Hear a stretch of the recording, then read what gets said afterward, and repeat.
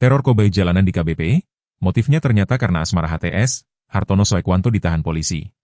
Polres Cimahi telah menahan dan menetapkan Hartono Soekwanto alias HS, 42 tahun, sebagai tersangka dalam kasus aksi koboi jalanan yang terjadi di kawasan Kota Baru Parahyangan, Kecamatan Padalarang, Kabupaten Bandung Barat, KBB, pada Minggu, 2 Maret 2025. Penetapan tersangka dilakukan setelah Hartono menjalani pemeriksaan intensif oleh Satreskrim Polres Cimahi pada Senin, 3 Maret 2025.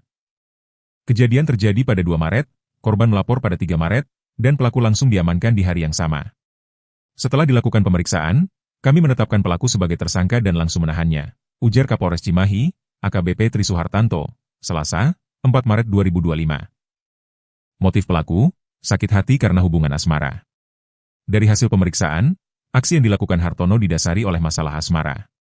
Hartono merasa kecewa setelah salah satu korban, Cici, menolak melanjutkan hubungan asmara yang tidak memiliki kejelasan status. Pelaku merasa tidak terima karena korban tidak mau lagi menjalani hubungan.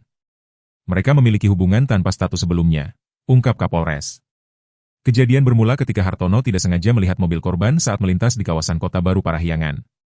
Melihat kendaraan yang dikenalnya, ia kemudian membuntuti mobil tersebut hingga berhasil menghentikannya. Pelaku mengenali kendaraan korban karena sebelumnya kendaraan itu berasal dari pelaku.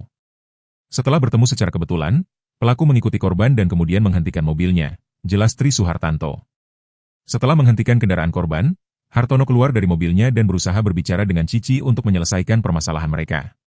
Namun, situasi semakin menegang ketika Hartono diduga mengeluarkan senjata api dalam upayanya untuk masuk ke dalam mobil korban.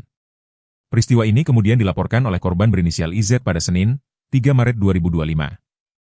Bertindak cepat, pihak kepolisian segera melakukan penyelidikan dan dalam hari yang sama menetapkan Hartono sebagai tersangka. Akibat perbuatannya, Hartono dijerat dengan pasal 1 ayat 1 Undang-Undang Darurat RI Nomor 12 Tahun 1951 dan atau pasal 335 ayat 1 KUHP dengan ancaman hukuman maksimal 10 tahun penjara. Kasus ini menjadi pengingat penting bahwa penyelesaian masalah sebaiknya dilakukan dengan kepala dingin dan cara yang bijak, tanpa melibatkan tindakan kekerasan yang dapat merugikan diri sendiri maupun orang lain.